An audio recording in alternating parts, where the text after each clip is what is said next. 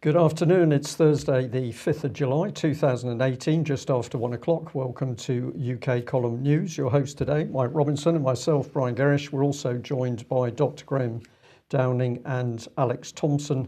Alex, of course, reporting from the lowlands of the Netherlands. Where do we begin?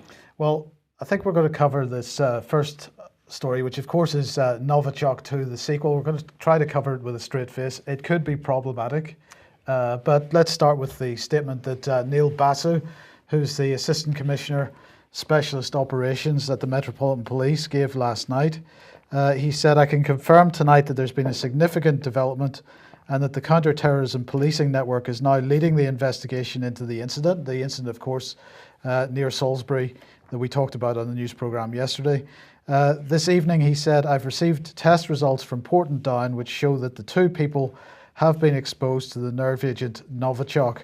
And he went on to confirm some of the details that were in the original Wiltshire Police incident report, which we'll come back to in a moment. And of course, the usual suspects were out in force. So here is a tweet, via Alex from Deborah Haynes, saying, "Confirmation that Amesbury couple have been poisoned with Novichok nerve agent used in assassination attempt on Skripals, blamed on Russia, comes as President Putin attempts to portray Russia in positive light during Football World Cup." Now, Alex, you've said you couldn't make this tweet up, and the implication in that is that Deborah Haynes is being, well, I can't really say what she's being, but I'm going to suggest in her defence that perhaps she's equally sceptical of this whole situation. But you've read this differently. Well, that would be the charitable explanation, Mike. I was very, very struck that Times correspondents are actually doing just what we in the alternative or free media are doing, which is saying how remarkable it is that every time Russia gets its show on the road, something like this happens within a few miles of Porton Down. Dilyana Kaitanjieva, who's very much gaining in profile and traction on social media, is pointing this out now. And in the wake of all this, she's been saying it's high time for the Brits to start asking what is going on, including with, I think, $70 million of US funding at Porton Down. Well, let's see if we can't ask some of these questions. So here is Mike Wade from Public Health England. He has issued a statement. He said he's Deputy Director of Health Protection for Public Health England South West. And he said, "Our current advice, based on the small number of casualties affected, is that there is no significant health risk to the wider public. We will keep this assessment under constant review as further information becomes known." Well, this is very confusing because apparently what's happened is that 3 months after the original Skripal, if I'm right, 3 months after the original Skripal event, somebody else has been poisoned, allegedly with the same nerve agent that poisoned the Skripals. So it's still floating around the environment somewhere, but this is not a danger to the wider public. Apparently, that's very interesting. He went on to say, while there's no immediate health risk to anyone who may have been in any of the 5 locations identified by police today, it's as a highly precautionary measure. We are advising that people who visited the sites between 10 p.m. on the 29th of June and 6:30 p.m. on the 30th of June undertake the following actions. We'll come on to those in a second, but just the dates, because apparently this seems to be suggesting that Novichok is migrating around the environment, and really there was no need to worry about anything before the 29th of June. That's quite interesting as well. So let's look at the advice that they've given. Here we are. Public Health England have said, I apologise, the advice, it doesn't appear to be coming up, so I'll just have to read it out there then. Wash clothing that you're wearing in an ordinary washing machine using your regular detergent at the temperature recommended for the clothing. So again, let's remember that what seems to have happened here is that 3 months following an original poisoning, there's been a subsequent poisoning, so 3 months has passed and the Novichok agent seems to be still in the environment. But don't worry, you can wash your clothes with normal detergent in a normal washing machine at normal temperatures. Wipe personal items such as phones, handbags and other electronic items with cleansing or baby wipes and dispose of the wipes in the bin. Ordinary domestic waste disposal, not recycling. Keep your items double bagged and securely fastened if they are dry clean only. Further details will follow about that. So apparently they're going to offer some further advice if you do need to dry clean your clothes. None of these actions should damage your washing machine. They say other items. Sorry. So I have started laughing now, Mike. I Yes. apologise. Other items such as jewellery and spectacles which cannot go in the washing machine or be cleaned with baby wipes should be hand washed with warm water and detergent and then rinsed with clean cold water. Please thoroughly wash your hands with soap and water after cleaning any items. You do not need to seek advice from a health professional unless you're experiencing symptoms. So, Brian, I don't really know even where to start with that lot because we have this highly toxic nerve agent which is struck again after 3 months, but there's no danger to public health, and we just need to resort to baby wipes. Mike, it was, correct me if I'm wrong, this incident with a couple found unconscious was Muggle Avenue. Muggleton or something. Muggleton Yeah. Avenue. I think this sums it up. It could have been Alice in Wonderland Avenue. The whole thing is untenable. If we go back to the first incident without overdoing it, of course, something that didn't happen was that a containment area for the contamination was never established. And that should have been the number one priority, that a cordon was put around an area and then the searches started inside that area. That was not done. We had car pickup or pickup trucks coming and taking away the Skipples car. The car was uncovered, therefore it was exposed to the air, it was exposed to people touching it. Then they lost the pickup truck, but they thought they found it later, and it had been in a public car park. That public car park wasn't shut down. If I simply use a little bit of my Cold War military training in dealing with chemical weapons, none of the correct procedures was carried out, none of the containment, none of the search, none of the proper decontamination, and none of the decontaminations of the teams used in that search was carried out. And then to have Public Health England say, well, don't worry, it's a military grade nerve agent, but just get those baby wipes out. The whole thing is untenable. The only positive thing I can say is that I believe I spoke to Mike Wade, the gentleman you had on screen from Public Health England, when I called to ask how they justified that advice. He was clearly very embarrassed because he in his reaction, in his hesitancy, he was very polite. I enjoyed speaking with him, but he was obviously very embarrassed at the advice they were giving. It can't be tenable. Alex. Yes, just on the name issue, Muggleton Road in Amesbury. Now, until this new build estate, which is less than 6 months old, there was only one Muggleton place name in the whole of the British Isles, and that was Muggleton Lane on the Isle of Wight. Muggleton, the only Muggleton I'm aware of in British history, it may be named after a local Wiltshire chap, but Muggleton was Lodwick Muggleton, in fact, was a Civil War tailor in London who started a new sect which basically introduced Luciferian doctrine into the church during a time of great Christian upheaval in Britain. I suspect that it might be interesting for some of our viewers to look into when Wiltshire County Council decided to name that road Muggleton and after whom it is named, and exactly how many months ago. Okay, well, thank you for that. Let's get back to the original Wiltshire Police Major Incident Report, and here it is. And I just wanted to raise another question. I'm not making any particular comment on this other than just to highlight coincidences here. So this was the original Major Incident Report, and if we look at what it says it was initially believed that the two persons fell ill after using possibly heroin or crack cocaine from a contaminated batch of drugs. So one of the things we know is that the two people, Charlie Rowley, 45, and Don Sturgis, 44, were, some people saying they were recreational drug users. However, he was apparently a registered heroin addict. So this is possibly where this original diagnosis has come from. But I want to remind everybody once again of this.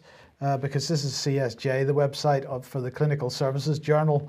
Response unit called the Salisbury Hospital declares major incident. This was the Skripal event, of course.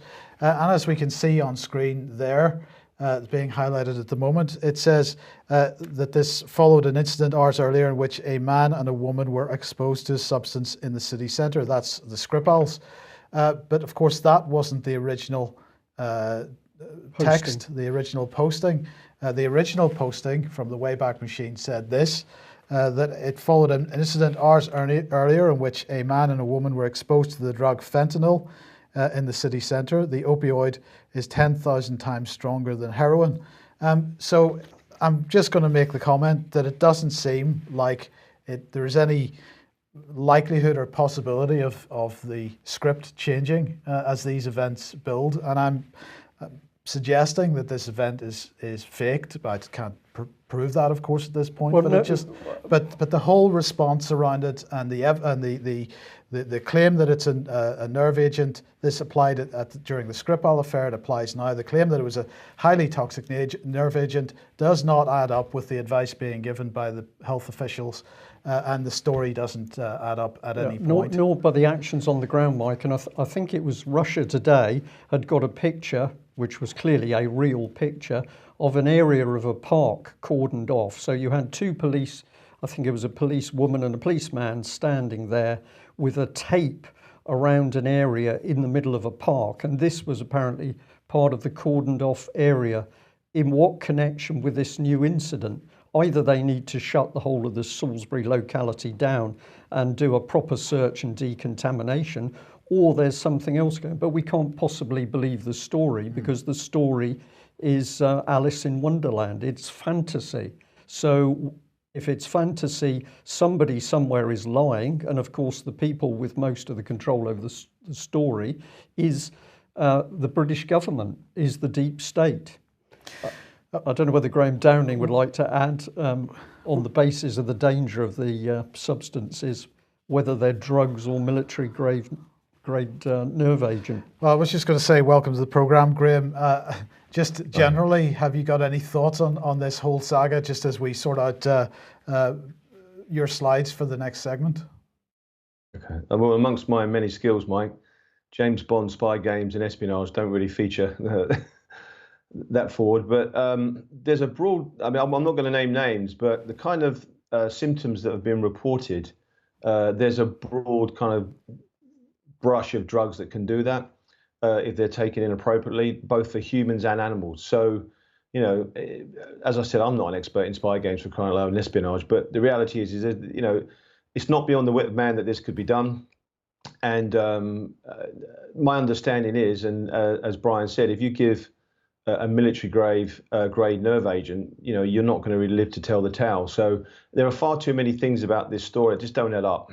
And, you know, most of those points have been covered. And I think, like most of us, we're all a bit confused about this. And I think that, you know, the press needs to have a little bit more responsibility in how they report things. It seems that they jump to conclusions too quickly. There doesn't seem to be any challenge.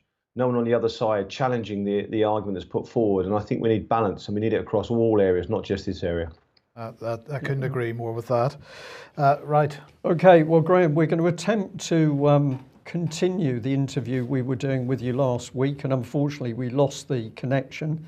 But I believe that you were at the point of talking about poor areas and then having a look at infant mortality. So the first one we've got here is the Guardian article, which is saying that most children in UK's poorest areas are now growing up in poverty. Is that a good place to start? Yeah, see, what prompted all of this originally really was a publication in the British Medical Journal, 2018, March 14th, Professor Dorling, and it's from Oxford. And what he stated was he's noticed a massive rise in deaths in this country. And it's so much so that he was alarmed enough to contact the Department of Health. And cut a long story short, I'm not sure if you're going to show this slide at some point, but he was basically, they ignored him. There you go. And they ignored him, and he went public with it. He even did a podcast interview for the British Medical Journal. You can go into their pages and look at that and listen to it. And what he came to the conclusion was, he actually said, look, normally what they say during the winter months, if deaths go up, they say, oh, it's the flu or the cold. So he understanding they might do that, he worked out, well, it's not that. And then he came to the conclusion, without going a long way around, that it was the cuts. He thinks it's cuts that's done it. In other words, people are poorer. People just don't have enough money. And when you're on the breadline anyway, it can push you to such an extent that you're not going to live. And that's a pretty powerful statement from quite a senior Oxford researcher, well-respected professor. And as you guys have been reporting, as you see now, and over the years, I covered in some of those slides, whether you show them or not, I don't know, but we covered that these things have been reported. People are getting poorer. There's more cuts. And this is probably the first time a senior academic has come out and actually established that. So the Guardian article, the highlight here, the text that you've highlighted is, as the impact of cuts to benefits continues to be felt by the least well-off families. So that's that. Now, where does that take us? Infant mortality rates. Yeah, I mean, this is to show you how long they've been kind of alerting us to this. This is 2016, so we're 2 years ago. And what's important about this is look at the disparity between Wales and the West Midlands, and that's in one country. I mean, it's Wales and we're still within Britain. I mean, you're talking nearly double the infant mortality. This shouldn't be happening. And then, so what I'm saying is there's been alarms about this, and people have been speaking about this. And so concept of people becoming poorer, the concept of lots more people being put on universal credit, which is the prelude to the universal basic income that's going to be rolled in. And also, if you look at infant mortality rates regressed against how many vaccinations are given. Now, there's controversy over this. There were people that disagree with this. But just to put in and show there are data and there are other people out there who are pointing out maybe things that you're not normally told. And at the bottom of that table, you've got the US, which probably spends more than everybody else combined on healthcare. And then not that far behind is us. I think it was like 20, I can't actually read the slide from here, but it's, where the positions we are in the world table is appalling. Considering so the UK is the UK is 25th and the United States is 34th. Exactly. And what they're saying, that table is arranged in how many vaccines you give to kids. And what they've done, and I say this is controversial, people will argue against it, but we need to discuss it. And what they're saying is they believe there's an association if you like, over medication for a child that's just born, basically impacting their health by giving too many vaccines. Now, people will disagree with that. And there's other graphs where they've regressed it and they've shown a plot. Now, as I said, it's debatable and highly controversial. But once again, it's something that we should talk about. And, and once again, it's an area that's uncomfortable. No one wants to talk about. And no one wants to talk about the fact that there may be government cuts that are leading to significant death, such that, as I said, that professor found he was stonewalled and the Department of Health wanted nothing to do with him. I think because of the uproar now, there's now going to be some kind of investigation. But as we've seen with these things in the past, Mike and Brian, these investigations can go on a long time and not really come to any good conclusion. Sorry, you're talking about Sir Brian Jarman there, the expert. Yeah, we've got that. Yeah, absolutely. And there's so many different examples of these. When something's embarrassing, as we know, for the government, they just go on and on and on. They get kicked down the road. So it'd be interesting to see there's another investigation about the increase in deaths. That's what I was referring to with this Oxford University professor who's kicked up a fuss over an increase in deaths in this country that he's highlighted early 2018. There is now going to be an investigation about that. So just to put this one up, these findings demonstrate a counterintuitive relationship. Nations that require more vaccine doses tend to have higher infant mortality rates. And it says that according to Malloy and McDormand, if death certifier preference has shifted such that previously classified sudden infant death syndrome deaths are now classified as suffocation, the inclusion of these suffocation deaths and unknown or unspecified deaths with SIDS deaths then accounts for about 90% of the decline in the SIDS rate observed between 1999 and 2001 and results in a non-significant decline in sudden infant death syndrome. Yeah, so these authors, and I said it's controversial, but nonetheless important to discuss, is they're saying that the way they're categorizing things, they're changing how they categorize things in order to remove things that they're embarrassed about. SIDS and SIDS, which has been related to associated with vaccines, which once again is controversial, they don't like that. So they've recategorized it, and that's their opinion. Yeah. Okay, and this segment here, we've actually found quite fascinating in the meantime, because I discussed part of this with David Scott, who immediately said, my goodness, the language that this gentleman Jamie Cook is using, we are seeing in other policy documents north of the border. But just give us an introduction. What is special about Jamie Cook, head of RSA Scotland? Well, as I always say with these people, I'm sure he's a nice guy, but I don't agree with what he's discussing. He, on the right, people can freeze frame this, attended a conference where they discussed the universal basic income, which is what is going to be rolled in, because they're predicting that up to at least 50% of those people watching this program now, and the rest of us, are going to lose their jobs within 10 to 15 years. And he talks in a very radical way, because he's the head of the pilot scheme in Scotland, which is the first British universal basic income scheme where they're testing this out. And they're testing them out all around the world at the moment. And what's very interesting is you're absolutely right about the language. On the right, they were talking about how do they decapitate a king? How do they bring down power? How do they change things? And then on the left, he talks about, they've got an opportunity to really do something radical.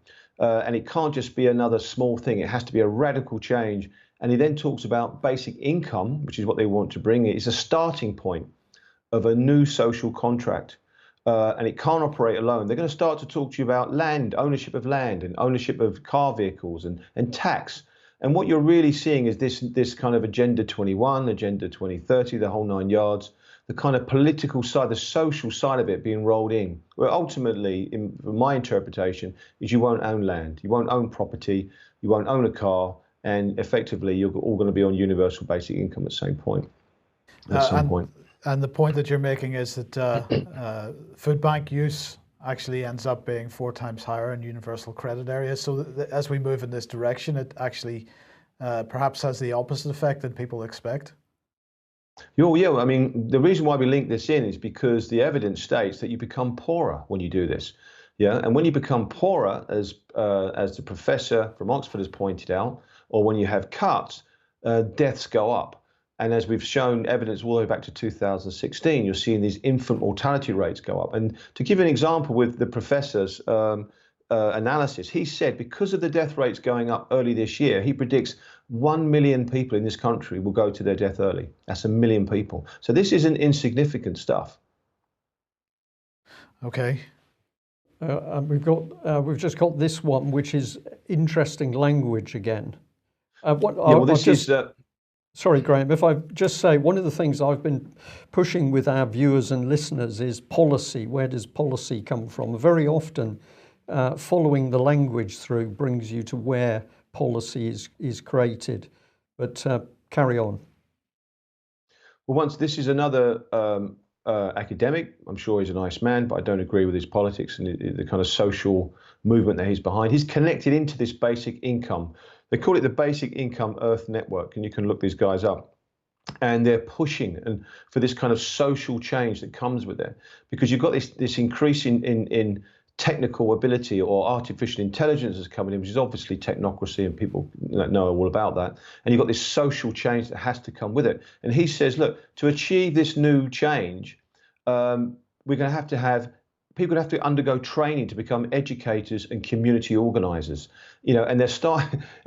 I mean, this is, this sounds like communism to me. I mean, with the greatest respect. So, it's pretty obvious to see what they're doing. Now, this very, very last slide that you're going to put up was a very interesting one for me, because to bring it all the way back to the original professor said, look, there's increased deaths. And you can't hide this. You can't say it's flu because it's coming from somewhere else. And we think it might be to do with the cuts.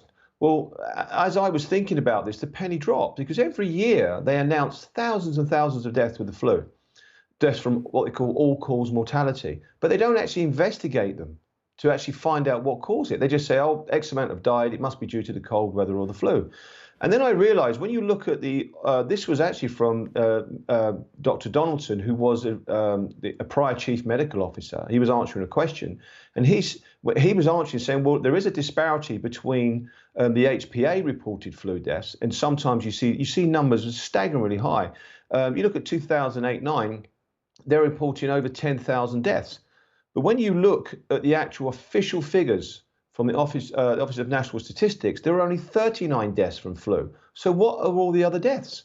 And now you've got to go, and according to this professor from Oxford, he says, look, you can't say it's all to do with the flu, it's something else. So in terms of all the time, all the years they're publishing these incredible numbers in the tens of thousands of deaths, were they really due to the flu? And what my point was, you have to ask the uncomfortable question, is this creative accountancy? Do they have a kind of black column where they just stick all the deaths that are a little bit embarrassing for them, they don't want to answer questions on? Now, I hope to God that's not the case, but I'm sure, Brian, you might have an interpretation about that. I'm watching the clock at the moment, Graham, so I'm going to say I think that's a really powerful place to end on. Certainly in my conversations with Sir Brian Jarman, he was desperately concerned that there was creative accounting going on where there were deaths.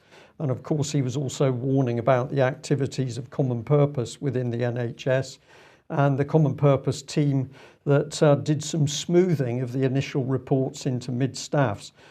Can we say we'd like you back on and we'll have a look at this angle in a bit more detail?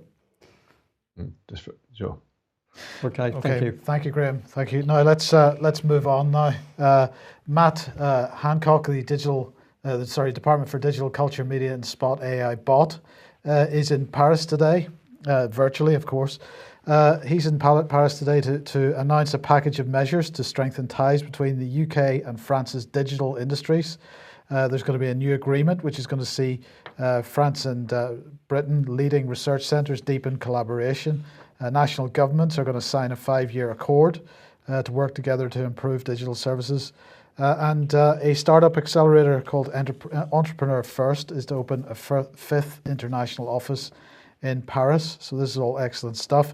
It's all taking place at the UK-France Digital Colloque.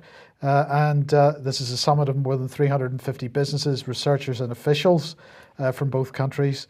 And Matt Hancock and his French counterpart are going to sign an accord on digital government, as I said. So this is what he said. The UK is a digital dynamo, increasingly recognised across the world as a place where ingenuity and innovation can flourish. We are at home. We are home to 4 in 10 of Europe's tech businesses, worth more than $1 billion, and London is the AI capital of Europe. France is also doing great work in this area, and these new partnerships show the strength of the relationship. This will help us better serve our citizens and provide a boost for our digital economies. Well, that's all fantastic stuff. A lot of this, of course, came out of the Franco-British Summit, which took place in January this year.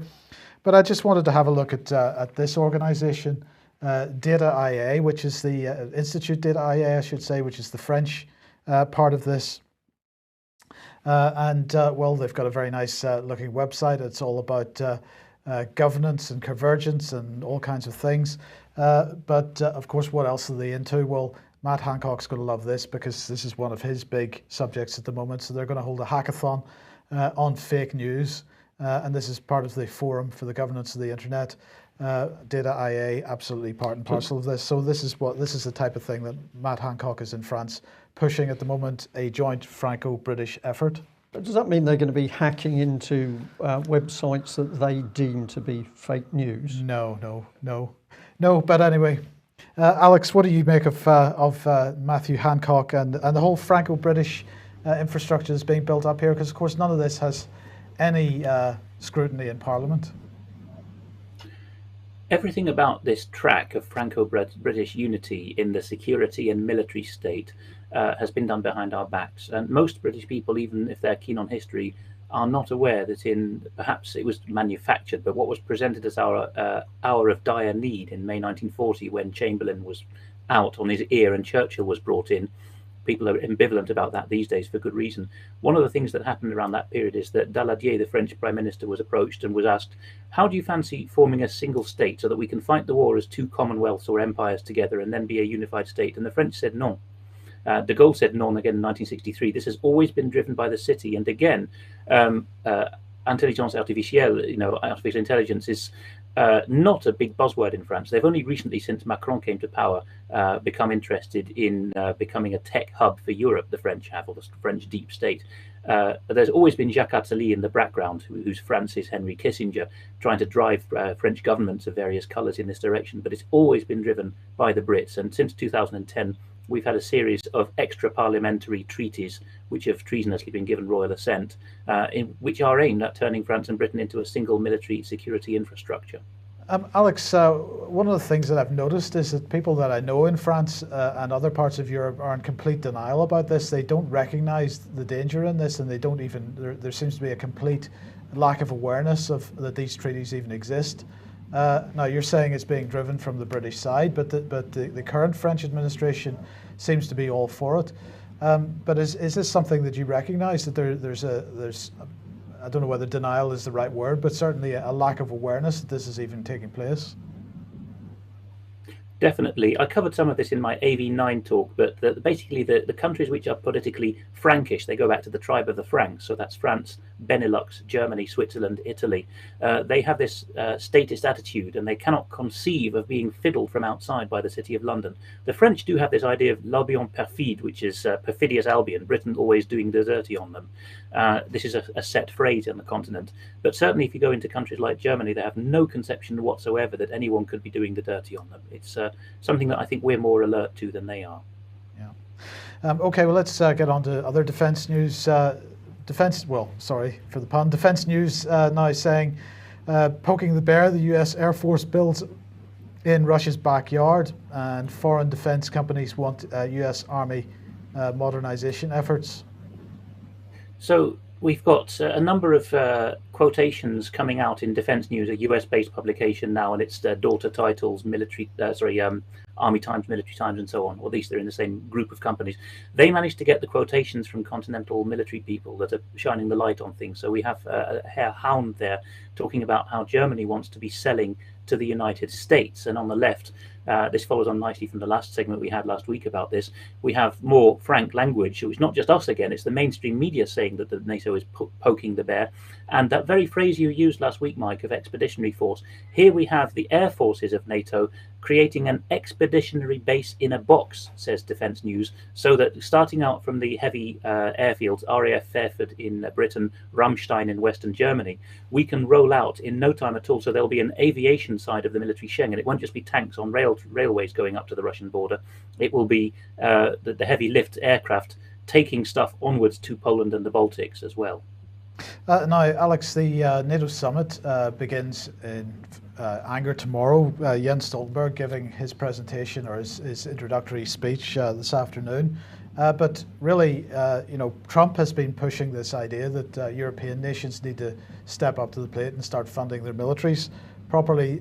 These two articles from USNI News and also from War is Boring seem to be recognizing that, particularly in Germany's case, and we've been talking about the UK for many months and years, but this seems to be reflected in Germany as well.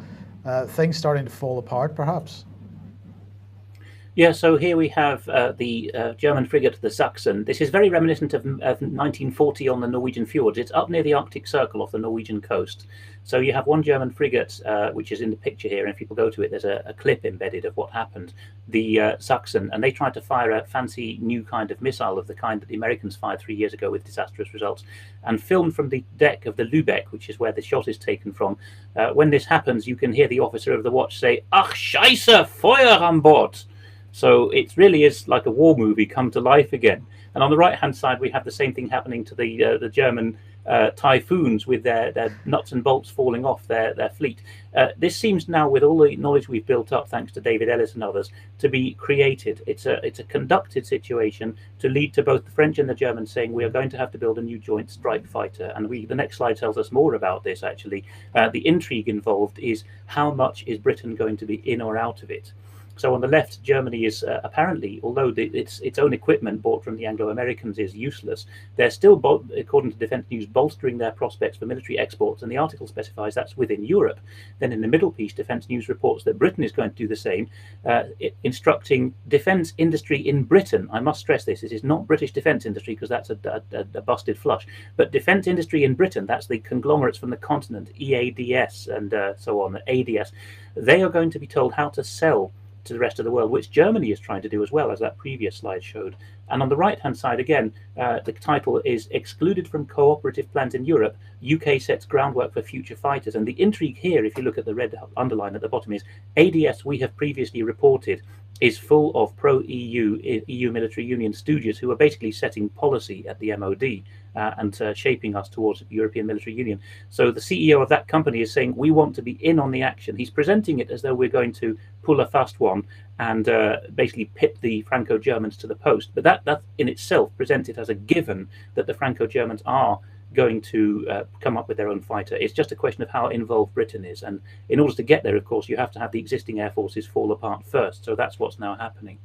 Now, and what's the result of all this? Sorry, where does that leave the F-35? Well, there's stories about the F-35 all the time. The reporting in the last couple of weeks has shifted to other continents. It's the question of, will Turkey get F-35s? Will Israel, will Singapore get F-35s? It seems to be that Boeing is, or the other conglomerates involved, are quite happy that the F-35 sales for Europe are in the bag.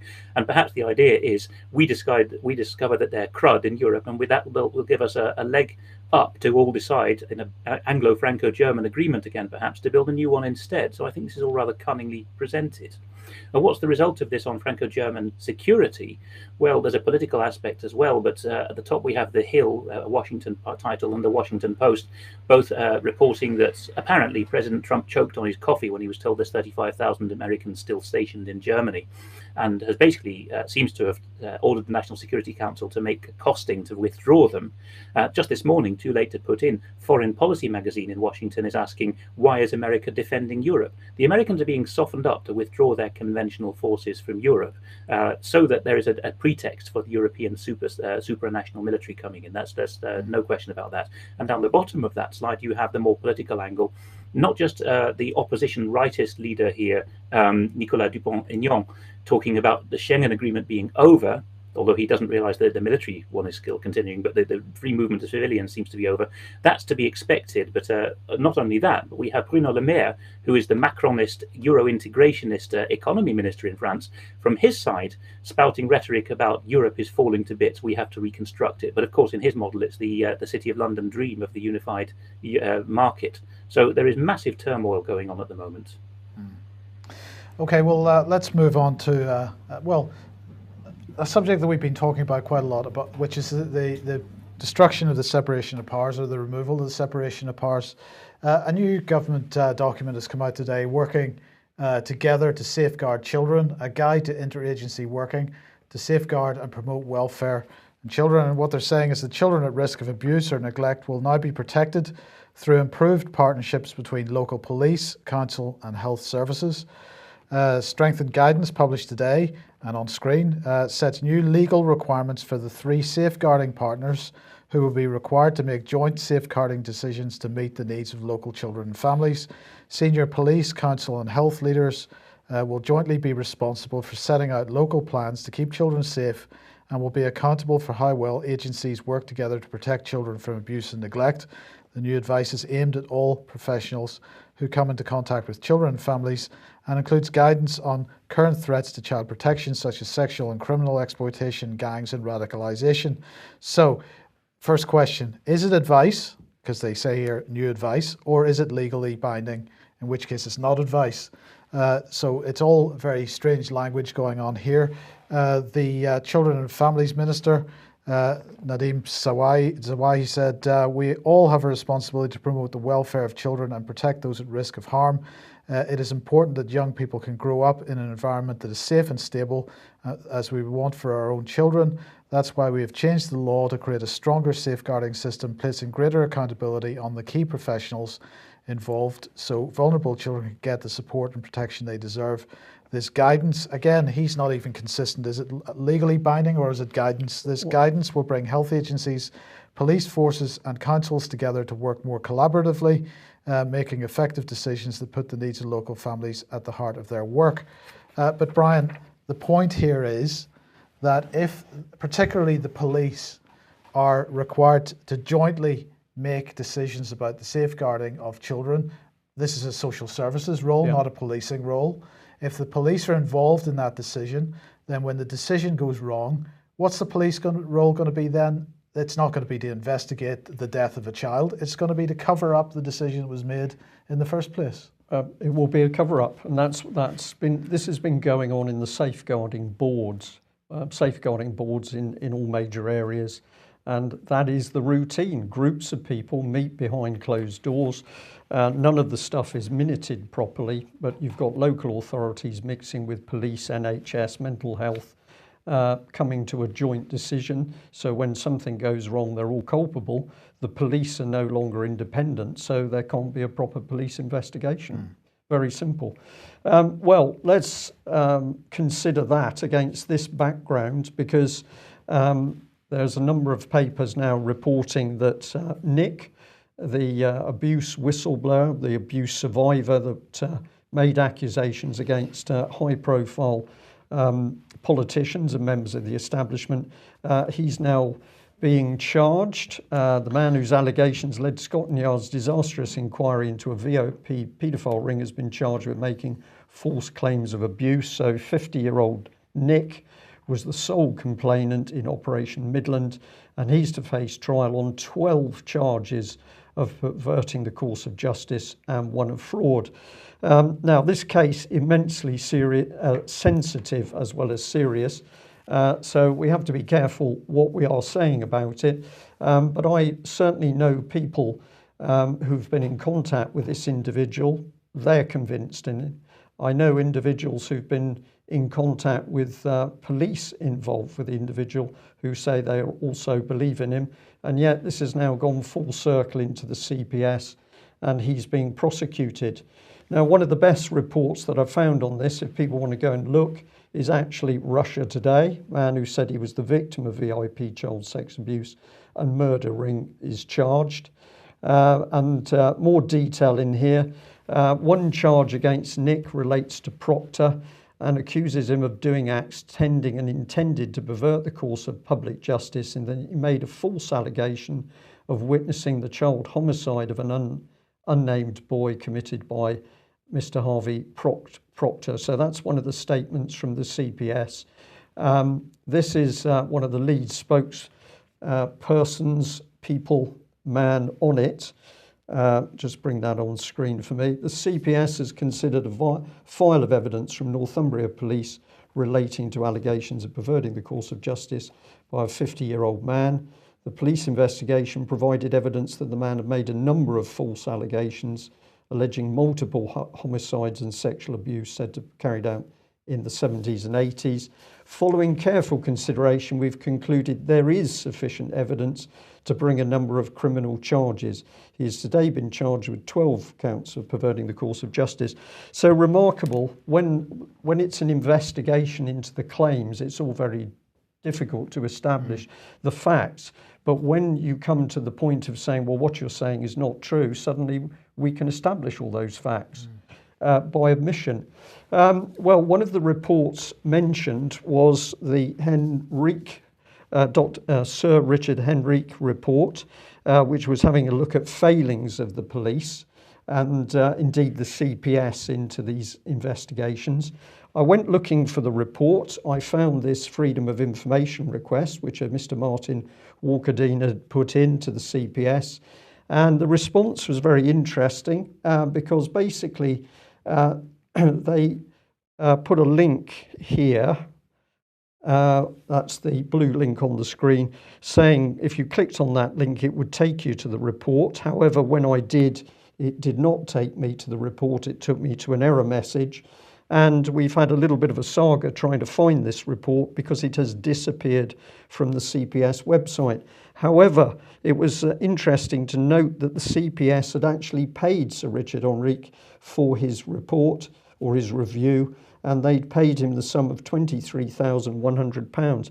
When did the CPS start paying people to investigate themselves effectively, Mike? I find this very confusing. One of the places I found some comment on the report was this, the justice gap. I found it a very sensible article, but essentially we can see that Sir Richard is really hammering people who come forward to speak because he says the police mustn't presume that the victim is right when they come forward. They've got to just treat them as possibly being correct, and everything's got to be fully investigated Since a complainant may or may not be telling the truth, the present policy causes those not telling the truth to be artificially believed, and thus liars and fantasists and those generally mistaken are given free run, both unquestioned and unchallenged. Now, it was interesting that as we worked through this morning, very quickly, obviously, we see this sort of thing. So here's the Telegraph saying that Edward Heath's supporters were now actually calling for a judge-led inquiry. Who was the judge? Oh, well, surprise, surprise, it was the same gentleman.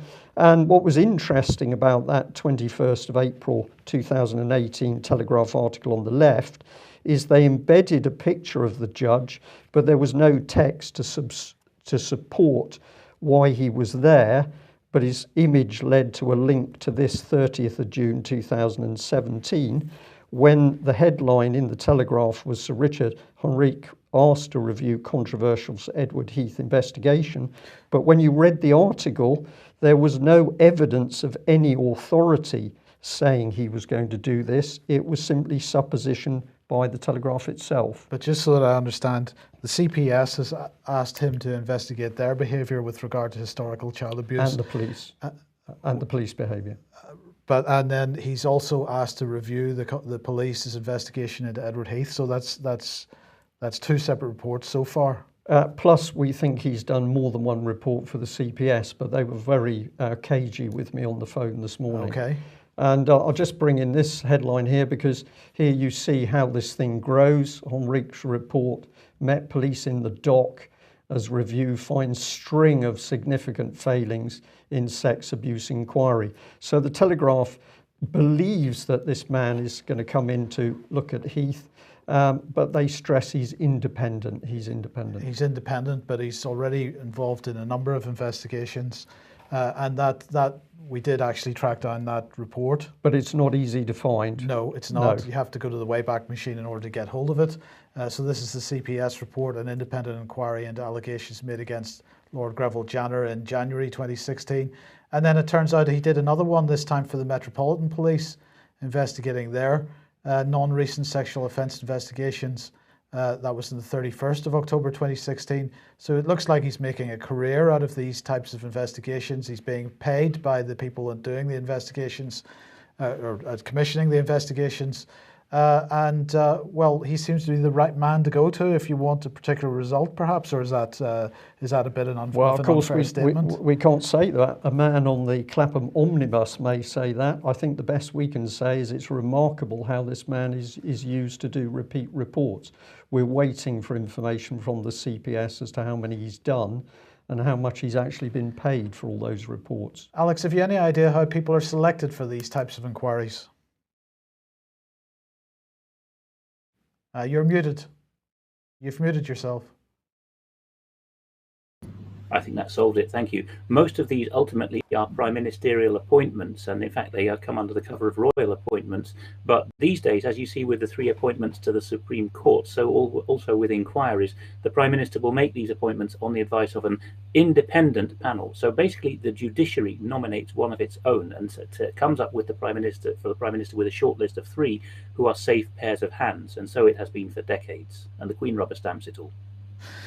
Okay, well, now we're right out of time, Alex, I'm afraid, but let's end with the Hofstra case. What's going on here? What has come on now is that there's been a complication that a civil lawsuit has been served on Peter Hofstra.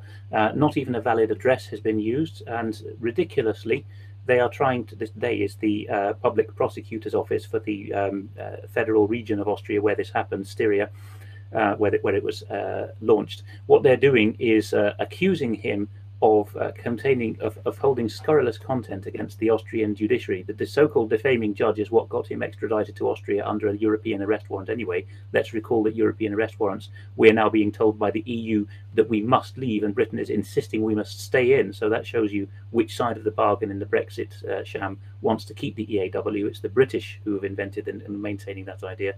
Well, the problem is that the WordPress.com blog involved, which is called grandmabarbara.wordpress.com, is US hosted, so the Austrians are acting out of jurisdiction.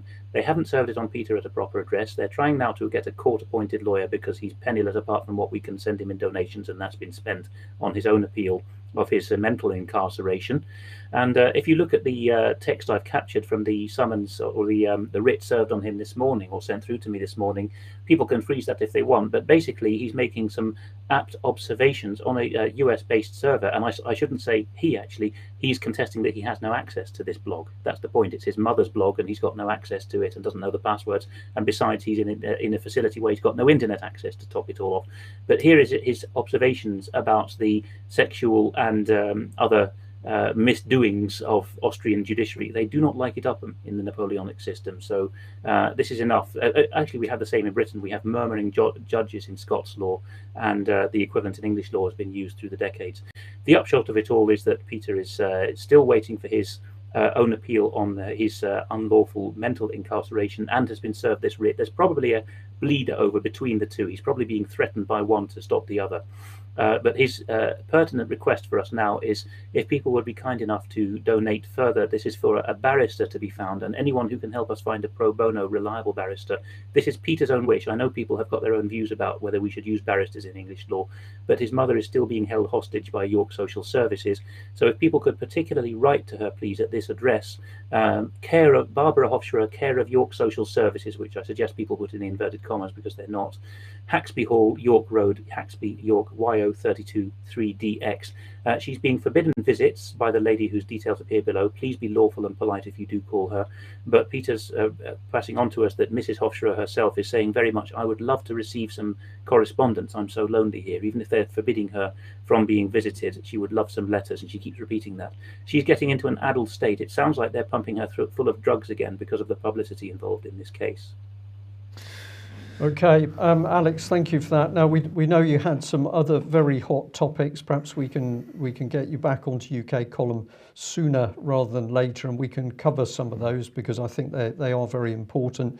But probably we'll just end by saying here we are in Britain. This is Theresa May, Conservative government Britain, 2018, and what are we dealing with? We're dealing with child abuse survivors locked up in solitary confinement for over 18 months, brutalised in prison, the shutdown of child abuse inquiries, and we've got this blatant use of the psychiatric system in order to silence Peter Hofstra, and we know similar is going on in UK itself. So there's a lot of work to be done by people, by us all, and writing, calling, sending emails, polite, reasonable, measured, but to the point makes a huge difference because we can see that members of the establishment and certainly members of Parliament are really getting very nervous as they realise that the public are now starting to see these appalling events going on in this country. So don't sit at home and do nothing. Pen to paper and do something.